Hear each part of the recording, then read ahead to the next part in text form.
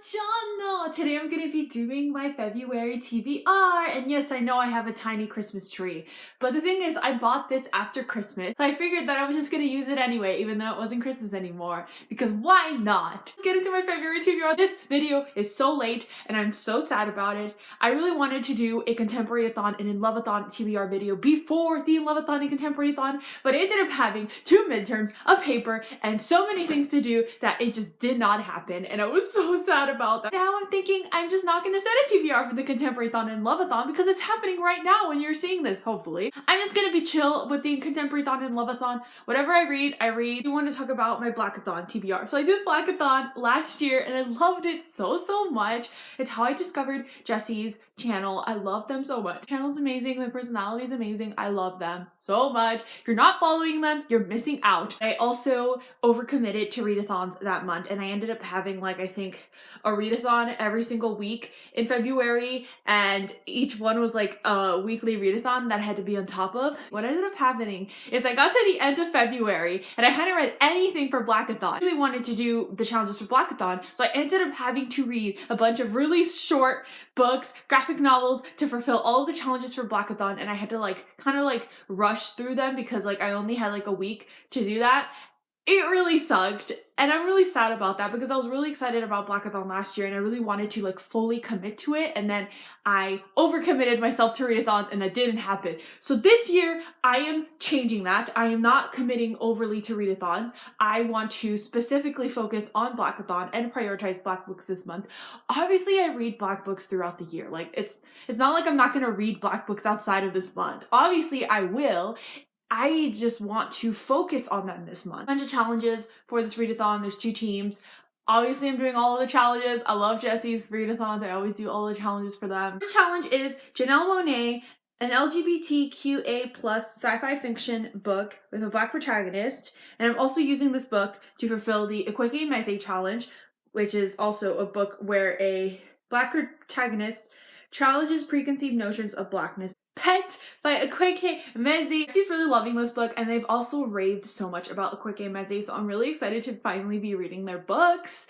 I saw this arc everywhere at Y'all West. People were just carrying this arc everywhere, and I was so curious about it because the cover had just a bunch of like sparkly pink stuff. It was basically just like the font, and it was really cool. And so I came home from Y'all West and I looked up what the book was, and I was like, okay, this sounds awesome. Okay, admittedly, the synopsis is weird and doesn't make a lot of sense. It's like, I guess, about monsters, and it follows a Black trans girl. I'm not sure what it's about. Audiobook is only 5 hours, so it's a pretty short book to read, perfect for the readathon. Next, the challenge is Neti Okorafor, a work of Afrofuturism centering in complex and advanced society. I need to read Neti for this one because her books are amazing. Binti, so I already read this one. I'm actually part 3 of Binti. I read part 1 in 2018, I think, and then part 2 last year for Blackathon, and I really want to read part 3 this year. It's the longest part of the series, but I'm really excited. I've loved all of the books in the Binti Saga trilogy, whatever it's called. I love them, and they're also super short novellas, so they're super easy to get to, and the audiobooks are amazing.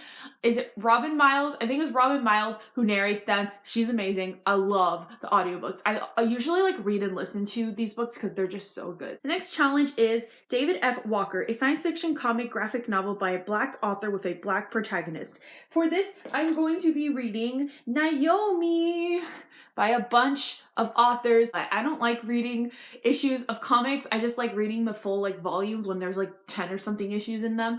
So I'm really excited that now it's all in a bundle of a volume and I can all read them. I'm not sure exactly what this book is about, but I remember reading the synopsis last year and being so in love with it and it sounding amazing, so I'm really excited to read this. Danielle Clayton, a science fiction fantasy book with a cunning and ambitious Black protagonist. I had to ask Jesse for Rex because I was confused and I didn't know what a book had to have to satisfy this challenge, so they actually gave me a bunch of Rex for this challenge, and I'm so grateful to them for giving me all these Rex because all of them sounded amazing and I can't wait to read all of the books. But out of the ones that they sent me, I ended up choosing Ironheart. I didn't even know about this, but Riri Williams is a Marvel superhero, and apparently she has an iron suit like Tony Stark, but she made it herself, and she's this like prodigy and like genius. Oh my god, I can't believe I didn't even know about her, and she's Black obviously, so I'm so excited to read this. I didn't even know that this was a superhero, and now that I know, I am so excited. Next challenge is Basi Ikpi, a work exploring the intersection of mental health and or disability in Black folks. So for this, I'm going to be going with Home Home by Lisa Allen Augustine. This is actually a arc, but it was released initially, I think last year, a couple years ago, from an indie press, and now it's being published by a bigger press. I'm not sure who's publishing it, but it's a YA book, and it's only 100 pages, which is awesome. It's a novella. It's about this girl who is from Trinidad, and she moves to Canada because she's suffering from depression. So she moves in with her aunt, who is a lesbian. It literally says that in the synopsis. Amazing. It's really cool, and the cover is just stunning. The author is actually from Trinidad, and I think she lives in Canada too. I use this for the Marlon James challenge, which is a work that isn't set in the United States and does not center the Black American narrative. I mean, maybe I'm cheating because she goes to Canada, which is technically part of America, but the main character is from Trinidad and the author is actually from Trinidad, so I'm guessing that counts because of that. So I'm really excited to read this. It just sounds really cool, and I definitely want to read more books about mental health that have more diverse protagonists, because there's definitely not a whole lot. A lot of mental health books all have white protagonists, so I'm really excited about this one. And it's super short, so it's easy for a readathon. The last challenge is Alexa Martin, a lighthearted work that doesn't center the struggle, racism, poverty, drug use, and features powerful romantic or platonic bonds. The way I interpret this challenge is read a romance book, which I love. I'm slowly getting more into adult romance, and so I really want to read Secret Air Seduction by Reese Ryan. Okay, so this is a Harlequin Desire book. I've never read Harlequin Desire. I'm slowly getting more into adult romance, and honestly, like, I don't know what I like in adult romance. So I'm a little anxious about this one because I haven't read like any stereotypically Harlequin like romance books yet, and I'm not sure if I like them, but there's like 2 Black people on the cover, and it's written by a Black author, so I'm excited about this one. I got an arc from the publisher. It comes out in March. I definitely really want to read it this month. I'm excited to see what I think about it, but I'm also worried I might not like it. Stereotypically, like, romance books have been really hit or miss for me. Like, I either really love them or like hated them with a burning passion.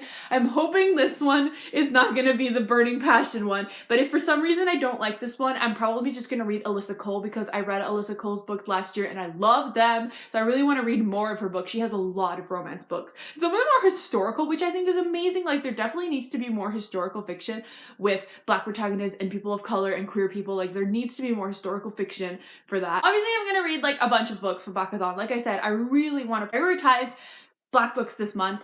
I have a couple other arcs that I really want to get to as well, like The Only Black Girl, The Town by Brandy Colbert. I just finished a Brandy Colbert book, and oh my god, it was amazing, so I'm really excited to read this one. I also have This Is My America by Kim Johnson, which comes out in August. I already started it and it's amazing. I definitely want to catch up on Nick Stone's books. I'm so behind on her books. I think I have like 3 or 4 books that she's published that I haven't read yet. I'm really excited about that. I get to see Black books that I haven't read yet, like Kingdom of Souls. Basically, I'm really hyped because I have a million books on my TBR, and I'm so excited to read all of the Black books this month. Also, a bunch of watch-alongs for the Blackathon every week on Friday night. We're gonna be watching movies. The first one already happened, and it was so much fun. I can't wait for the next one. I'm gonna leave links down below to Blackathon and a ContemporaryAthon and Inloveathon. Social media links are also down below. Let me know what readathons you're participating in February, or what you're reading. Arrivederci!